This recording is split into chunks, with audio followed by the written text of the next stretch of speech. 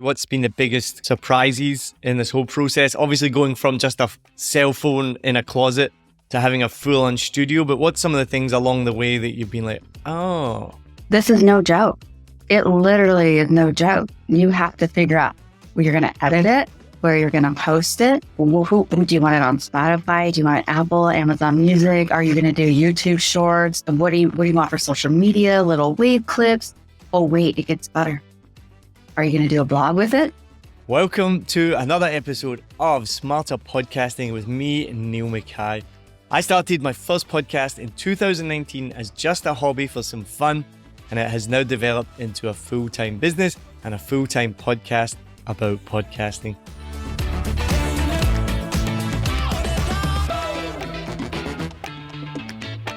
Now, I do have to give a quick disclaimer before this episode starts. If you're watching, you're going to be able to see John and Erin and see what equipment they have, and they have amazing equipment, an amazing studio, amazing setup. I couldn't give any better recommendations.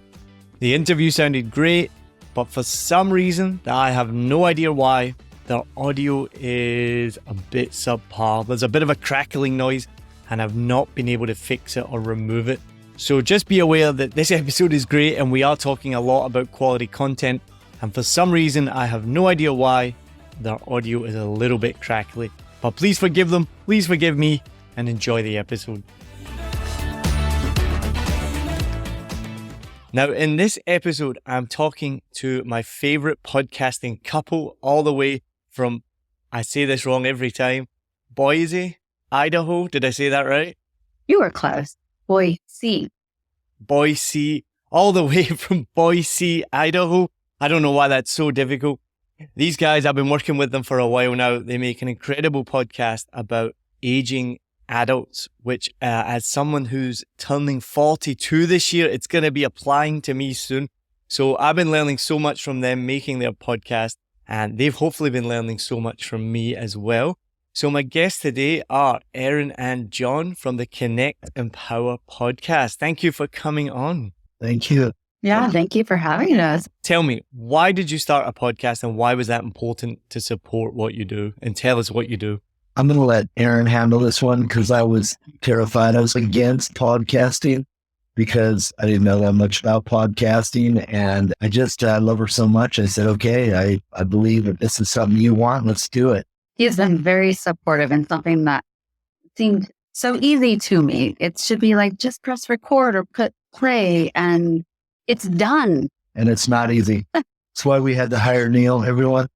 No, really why we started it is we're out to make a movement. We're out to make a movement to get people to be proactive in their life instead of reactive in time of need as we age. And John and I, it was really hard for both of us to hear and see people and families go through the tragedies that they were going through. And we're like, there's a better way, you guys.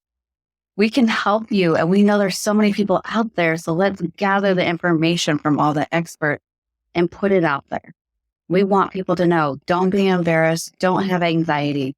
There are people that have answers for you. And we want to be the place where people could go and really find those answers. You've said something really interesting there about you thought it would be easy and you thought you would just hit record. And this is something that I face all the time. I see it in Facebook groups. Even when working with people like yourself, they come to me because it's exactly that. So before you made the decision to start a podcast, what were you expecting? What did you think? Literally, I was going to take my cell phone, put a mic on, and we were going to sit in the closet and be like, boom, done. And I don't know where we're going to upload it. Why do I have to edit it? Don't we sound amazing? What's volume control? And what is that knob down there? What is it called down there? The gain knob. Yeah, what is that? Yeah. Yeah. It's amazing because so many people, and that is how podcasting started, and that's the beauty of it. I started with just a single Blue Yeti condenser microphone in a big empty room, and this week I've just launched my own podcast studio, so it gets addictive, and I've just been building up more and more equipment. So it's amazing that that's how people start, and it can be that easy at its most basic as you just record on your phone. But if anyone's watching this on YouTube, they'll be able to see, if you're listening, you won't be able to see the equipment that you have in front of you. You definitely don't have a phone anymore if you ever were planning to do that. So how did you go from, we're just going to record on a phone, to you pretty much just sitting in a very nice home studio with a beautiful sign behind you? So John being very supportive as he is says, if we're going to do this, we're going to do it right. I'm not putting crappy quality. I don't want things to sound bad. We're going to make ourselves be the professionals. And I'm so glad he did, because I'm like, why are we spending money? But as you know, you're in a room, things echo. You have to have lighting if you're going to do video. You don't want that, right? If I could just add, you haven't seen our closet. Erin is a lover of clothes, and she has a lot of clothes, and two of us don't fit in that closet with microphones. And that is, did you read that? Because that is something that is recommended. You can record in a closet or under a bed, under a duvet or comforter, as you guys would call it. There's ways to do it. But you guys have awesome equipment now. So tell me, what equipment do you have now? I'm going to turn that over to you. Oh gosh, we have a lot of equipment. We have lights. We have mic stands, or what do you call it? But the arms. We bought the arm. Boom arms, yeah. What microphone is it you're using? Oh, it's a Samsung Q2U. Yes, exactly. I haven't looked in a bit. With a PodTrack P4. We actually have, and I'm going to tell on ourselves teleprompter. To help people. Yes. Yeah, because a teleprompter. Yeah, we're going big over here. Whoa. We have a teleprompter. So, I need next. Yeah, we got some really expensive furniture, lights. Our sign, right? Signs, cool plants. We had to soundproof this place. That was a nightmare. I didn't know you were going to grill us. We would have had a list on our teleprompter of all these different. Yeah. I mean, I'm a big equipment nerd, and like I said, I started with just one Blue Yeti condenser microphone that broke after about 9 months, and I still have it in a closet. And every now and again, I bring it out and plug it in, just hoping that it's gonna come back to life. I wouldn't even use it if it came back to life, but I'm just hoping and praying that one day it will magically work. But I don't think that's gonna happen. But yeah, and then I've just built up equipment over time. Not like you guys, where you just got it all at once. I would get like one thing here, one thing there. And then now, like I said, we've just opened up a podcast studio, which is exciting. I've seen all the equipment come together in one place. It's quite nice. You know what's funny is out in the living room, because with the script, you know that you can record on it too. And so we have this box with the foam, and we put the Yeti inside it. So when we're adding our intros or outros, or like the little things people are saying, that's how we started doing it. Yeah, and all of our stuff is portable. So we've done podcasts in hotel rooms when we've been traveling. Yeah. Anything is possible. We're making this girl's dream come alive. Yeah. Making it happen. So what has been, obviously, I was going to say, what's been the biggest kind of surprises in this whole process? Obviously going from just a cell phone in a closet to having a full-on studio, but what's some of the things along the way that you've been like, oh. This is no joke. It literally is no joke. You have to figure out where you're going to edit it, where you're going to post it. Who do you want it on Spotify? Do you want it Apple, Amazon Music? Are you going to do YouTube Shorts? And what do you want for social media? Little wave clips? Oh, wait, it gets better. Are you going to do a blog with it? And don't forget the description. That's got to go in with all the things. And all the social media posts you got to put up leading into your podcast and after it. So, yeah. And then my favorite part, the analytics. Yeah. Right? Analytics. There's a lot to it. So we're both retired. We're multimillionaires. We're doing this for free, everyone. So tune in. So a few years ago, actually, somebody asked me, how long does it take you to make a podcast? And so I broke it all down, and it was like setting up the interview, doing the interview, then it was editing it, then it was doing the artwork, the show notes, the title, all of that stuff that you've just mentioned, right before you even get to promotion, sharing it on Facebook groups. And easily came out at 8 to 10 hours. And that is probably not even doing it as much as you can. Like it's one of those ones you can just keep going and do more and more and more and more. And so it does start off. I started off as well, just thinking, I literally just bought a microphone. I'm going to have some fun. And then I would be like Sunday night and I was up till 2 a.m. editing. And I had so much fun doing it. It was great in the beginning. I wouldn't do up to 2 a.m. now editing. But you guys maybe have done the same when you're like, I have to get this done. You're doing the website or the blog. And you realize that 8 to 10 hours is a full day at work. So if you're going to undertake this hobby and have a full-time job, which most people do, you're adding another day to your week. And most of us only get 2 days off. So that means you've got 1 day off if you're lucky. That is so true. But I tell you, it's worth it because, like I said, we're out to make that movement and we want people to have this information and to know what's available, the resources out there. I think if we were just doing this for fun, we probably wouldn't put in as much work. Like you say, we have to search and find the guest, and we got to pre-interview and talk to the guest to make sure you're a right fit. We got to come up with questions and possible questions that ask them and research that topic. Like these are things we still haven't talked about, right?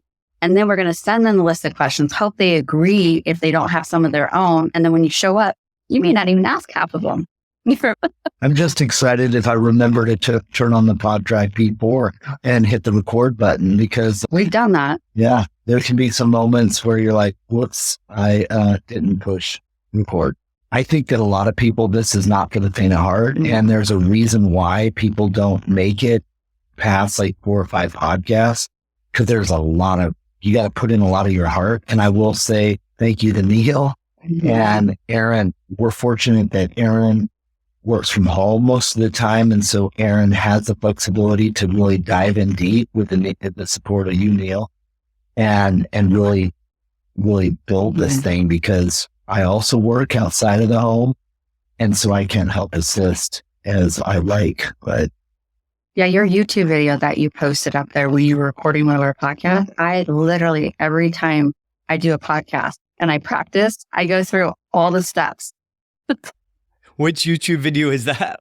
It's the very first one you made. I can't remember what it is. It's the one that you did of ours. You took one of our podcasts and you posted it up on YouTube. Oh, the audit. It might be that one. I can't remember, but I will. But okay, what was that again? What did he say again? I got to go back and check the video and see what I'm doing again. So it's funny, something you mentioned there about pressing record. And I think I saw you give me a knowing nod there, John, because you're referencing one of the podcasts and blogs and that I put out with my common mistakes. Is that what you're referencing? No. I wasn't referencing that. I just know it's happened to us before. Yeah, we've done it. Where we've done it a few times where we were like, oh, just a minute. We're going to have to restart because I didn't hit record. So by the time you do the intro and you're in the second question, they've already explained the whole story. So I did a podcast and, like you said, made it a YouTube video, made it a blog about my 8 biggest mistakes that I've made since I started podcasting.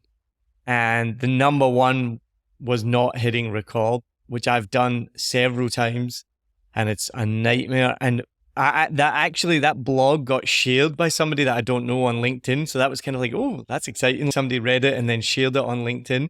But then at the same time, it's so embarrassing. It's, oh my God, now all these people are reading my biggest mistakes, and this is my job. I'm a professional, and my biggest mistake. And it is really, really easy to do. And one of the reasons why I make that mistake, and I don't know if you find the same, because you're wearing headphones when you're recording, you're plugged into the PodTrack, so you can hear yourself. And the mistake I make is I just assume it's recording, because you think it's turned on because the machine is on. You're hearing your voice from the microphone in your headphones. So I'm just like, oh, we're on now. And then you're like, I've done it. I've done it before. Somebody hired me to record. I wasn't even hosting it or being interviewed. They hired me for my equipment to record them doing a podcast. And they did it for an hour. And when I went over, I could see that the red light wasn't on. And I was like, guys, it's not recorded. You know, I didn't say I didn't hit record. I was just like, it's not recorded. You got to use the passive, right? You got to blame the inanimate object. It's not recorded. But they were really great. They did it again, and they even said that the second time was better, which I've found that I've not done it many times over the years. I've been doing this for quite a few years now. It's only been a handful of times where I've not hit record. And generally the second time is better. That's the saving grace. If you have a guest that's magnanimous enough to do it again, which most people are, I have never had a problem with somebody got angry about it, but the second time is generally better. That is so true, especially if they're first time podcasters and they're not used to it. Their nerves are like, what do we do? But once they get in it, they're like, oh, it's like having a conversation, literally. So when you do restart it, they're like, oh, I'm an expert now. I got this. And you start to, on the second time, you are more succinct, I find, and you take out maybe some of the fluff that you've talked about in the first time. So it all works out in the end. So what has been the biggest challenge, apart from working with a Scotsman, that you've faced when making your podcast? I've said it before and I'll say it again. The editing. It really has been, the editing has been my biggest challenge.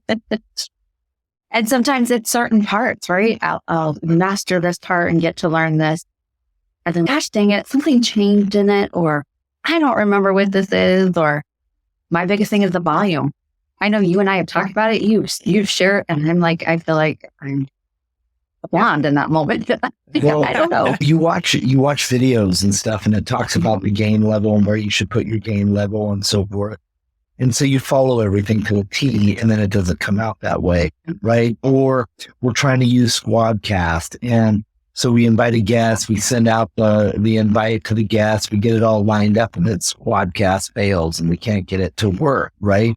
And for me, I'm a little bit more of a quitter than Erin is. She just keeps going after it. And I'm like, well, I'm going, yeah, I can't do this. You just figure it out. And she usually does. But so it is. It's a learning curve. You don't just go, and I'm sure some people. There's a reason why people pay people to do podcasts, because it doesn't matter. It takes a certain skill, a special skill for someone to really have the patience to do this. Let's explain what is our relationship, because we haven't even explained that. So we're working together now for 6 months? Is it as long as that? How did we end up working together, and why do we work together? Yeah, my job is originally the marketing and social media, and John, the podcasting. Oh my gosh, bless his heart. This is when the time of just script was changing a lot, and that Squadcast and everyone was coming, and things were just, it's like he would learn something and then they would change it. And it was like frustrating because I just learned this and I know where this button is and now it changed. And he was like, every time I take a step forward, I'm taking 2 steps back. After a little bit, I could see his frustration. All right, let me figure this out. I'm like, what would people do, right? You search for someone to help you. And Descript had a Facebook group. And in that group, I think I had posted something, we're having trouble with this. And somebody had recommended you, and then you had also popped in. And so that's how we ended up connecting. Hey, we need help with this. And you're like, I got you. Here's what we can do, you know? Mind you, I almost have a full-time job already aside from this podcast and stuff. And so it's when you're already tired from working your other job and you come in and you're trying to edit, you want it as simple as possible. And when you're first starting out, it is not simple. Oh, and it's a foreign language. So yeah, so you're trying to learn things, you're trying to pick it up, and it just wasn't locking in. And I handed it off to Erin, and of course you, Niall. She found you, and you guys have been working together and making this happen. So we started off with a coaching call, right? And we did talked you through. So it's so interesting because the script is, for me, really easy to use, but it is a massive learning curve, especially in the beginning. And I do use it literally all day, every day. Like I'm working on anywhere from 25 to 30 podcasts at a time. All the little quirks that come up, and sometimes it has a bug or sometimes it changes something. And if you're only making your own podcast and you're only diving into the script once a week, and then suddenly something's changed, it's, oh my God, what's changed? How do I do this? How do I fix this? And that frustration come through on the Facebook groups. For me, when something doesn't work, it's just, okay, just restart it, or, okay, it's changed now. There's normally like a really simple solution. So that's where I like to try and help people, because it is a really difficult program to use in the beginning, and it does change. Like they do an update like nearly every week. And sometimes those changes can be quite dramatic. I remember when they first made some really big changes, I literally couldn't find half of the functions that I'd used before. And that is incredibly frustrating. Yeah, being able to use the editing software is the number one thing. And that's what I love to be able to help people with that as well. And then I still do the editing for you. I've taught you so much, but I still help you do the final edit to make sure it's right. And it's interesting what you're saying about the volume as well and the gain. There's so much to take in. And I literally don't know what you guys do, but you send me a different volume every time. You send a podcast. I'll message you because it's so strange now. I can literally see audio. It's so weird. And I'll see the track and I'll be like, why is it so small? Because I guess you've turned the gain down on this occasion. It's like really quiet. But then, John, I keep meaning to tell you this. I don't know what you do, but at some point, I think you just yell into the microphone because your volume will spike to like red, then go back down. So I'm like, okay, I got to cut one word of you and turn the volume down for one word because it just spikes into the red. I think you get excited, which is cool. I'll try not to do that. But those are the things that people need to consider and think about, right? And I think too, people get lost when you're first doing a podcast. Oh, I don't want to be myself. And I think that's the most special part, right? Is especially if you're doing it solo and as a duo as we are. But then we've learned a lot about ourselves, and I am speaking for us because we've had these conversations, how not to overtalk each other. Because before, because you're so excited, right?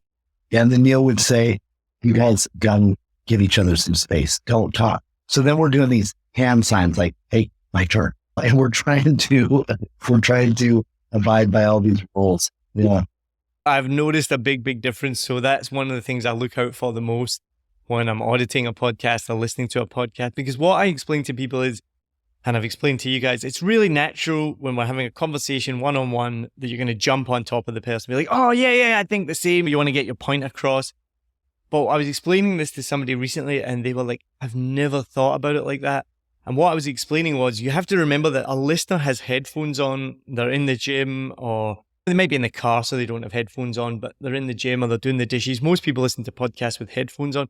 And so when you have this attack of the voices and you have all these competing noises in your ears, it's really like harsh on the listener. And she's like, I've never actually thought about the listener, like what they hear. You know, she's like, I just do like, oh, it's a natural conversation. We're having a talk. It's fine. But I was thinking about it from my perspective and not what the listener hears. And so that was something I did coach you guys on in the beginning. You're both very excitable, which is so lovely. And Erin would be saying something and then John would just jump in. Yeah, blah, blah, blah. And I'm like, no, John, mute, John, shut up. And then vice versa as well, sometimes as well. It would often be that Erin can't wait for John to finish. So Erin's already adding what she wants to add before John's even finished speaking. So again, I'm like, mute, or it can be challenging sometimes. So these are the things as an editor that can often be fixed when you're editing, but not always. Story of our life. Every conversation we have is like that. I'm talking and she's talking, and that's my hand signal. It's my turn. So I'm over talking him because of John. He does have a lot of amazing things to say, but at some point, I do like to be heard too. Now we've all gone silent. Who's going to talk first? So tell me, what is next for your podcast? Have you been enjoying the process? It seems so, and you've overcome pod fade by a mile. You're up to what you've recorded, I think 30 episodes, or? I think we're right about there. We were just recently talking about this, that we were originally starting off with doing one once a month, but there's so much information that we're like, we could actually do 2 or 3 a week. So we settled for once a week, but I think we're just trying to always stay ahead. I think we're like 3 or 4 months ahead right now. And I don't know. We don't know really what we're going to do. I know what we're going to do. We are going to do some other things besides just podcasting, because our company does have a lot of different facets to it. And even though podcasting is very enriching and we have a lot of great information to get out there, I do not see us increasing the amount of podcasts that we're doing. Not 2 to 3 a week? No. I see us mastering the whole process of doing a podcast well, of editing ourselves, on and getting it dialed in so that we're really good at it and consistent with it. And and then working on some other things with our business as well. What I was going to say is I think that's important too, is to pivot where we were really rushing and had our schedule free as much as possible when people are available, but you do need to set boundaries. We've just recently said, hey, let's pick a Friday and a Saturday that people can do it once a month instead of a Monday through a Saturday, anytime you need it. Because then, of course, John is still working. We're still doing other stuff. And it started to become overwhelming because we're so excited to learn all this and get it out to people. But we have to remember we have lives too. We still need to work out. We still need to have our time, right? It's important for us to have our time and not be so consumed by the podcasting world. You guys have come so far, but I love the equipment that you have. I'm a bit of an equipment nerd, so I love that because it shows a commitment to good quality audio, which, as you guys know, and I just want to produce good quality audio. And so sometimes I'll be working with somebody and it's generally the guest will be like in a wind tunnel on the laptop microphone. And I'm like, this just sounds so bad. And it's nice when you can take that bad audio and make it sound good. And I'll often get comments from somebody being like, how did you done that? How does that sound so good? And I'm like, yeah, it takes a bit of work, but we got it. So it's really exciting to see.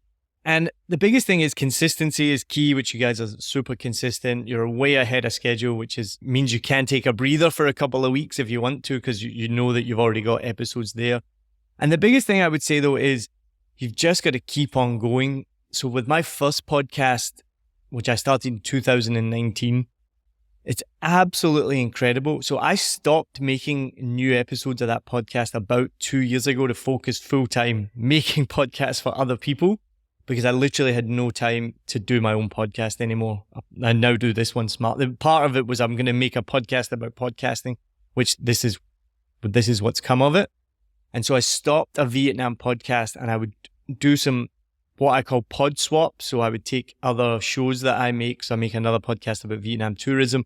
I would post episodes of them. If I was a guest on another podcast, I would ask for permission from them and I would take the audio from that and post it with a new introduction. Hey, this is whatever podcast, check it out. I was a guest, blah, blah, blah. My point is that podcast is now getting more downloads than I've ever had when I was actually making weekly episodes. The downloads are now through the roof and you can see the chart because it's evergreen content similar to yours. It's not current events. It's not news. So people are finding it however they find podcasts and they can go back and listen to the very first episode from 2019 and you wouldn't know if it was recorded yesterday or 5 years ago because the content is timeless, evergreen content. And so for me, that was a big learning curve as well. After 5 years of starting my first podcast, just watching the numbers, the graph just go up. And now each episode, when I post one of these pod swaps, so they're not even a new episode, they're getting like the most downloads I've ever had. And so my biggest fan is my wife, and she's always on at me to start up new episodes for this show, like start recording new episodes.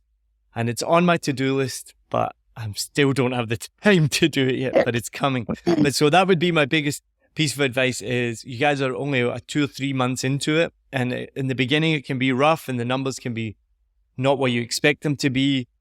But as I always say to people, imagine if every week those amount of people were in a room listening to what you have to say. They showed up because they want to hear exactly what you want to hear. It's not about appealing to the masses. It's definitely not about being Joe Rogan. It's about connecting with your audience. And if you just imagine those people in a room coming to you to hear what you have to say, I personally would be like, wow, all of these people are here to hear what I have to say. And then you just keep going and the numbers just keep getting bigger and bigger. So just keep on going. And that's my biggest piece of advice. You know, we messed around in the thought process too of season. And so I'm curious to turn around on you. What do you think of weekly versus doing seasonal? I did seasons on the podcast I was just talking about, a Vietnam podcast, because it is too much work. So I realized early on. So I would just do 10-week seasons just because I didn't have enough time. And I was pretty bad with that. I wasn't really consistent. I'd do 10 weeks of episodes, take a break for 2 or 3 months. One time I took a break for 6 months, I think. Then I started again. the pandemic was in the middle of it. I did record a season while I was in government lockdown here in Vietnam. So I did do that one on my phone, actually. So we were in lockdown for, ended up being 17 days. It was meant to be 14 days. And I was like, I'm going to record a podcast. So if anyone wants to go back, go check season 3 of a Vietnam podcast. I recorded it from our jail cell. Our government quarantine room with my wife and our other prisoner. Roommate. And you get addicted to podcasting. I'm like, right, I'm going to make a podcast. So I was quite inconsistent. But as I said, 5 years later, the numbers now are through the roof. But seasons, yes, if it helps you podcast for longer into the future, do what you have to do. I mean, that's the beauty of podcasting. You're not working for a big corporation. You're not working for a media company. You're your own boss. So just do what you want. I like it. Guys, thank you so much for joining me on this episode of Smarter Podcasting. I'm excited to see where your podcast goes and continue working with you guys and helping you. So Erin and John, thank you very much. Thank you. Yeah, thank you. If you enjoyed this episode of Smarter Podcasting, make sure to follow on all the social media things. Go to 7 Million Bikes Podcast on Instagram and Facebook.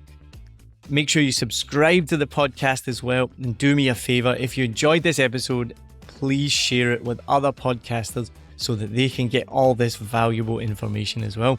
Erin, John, thank you very much.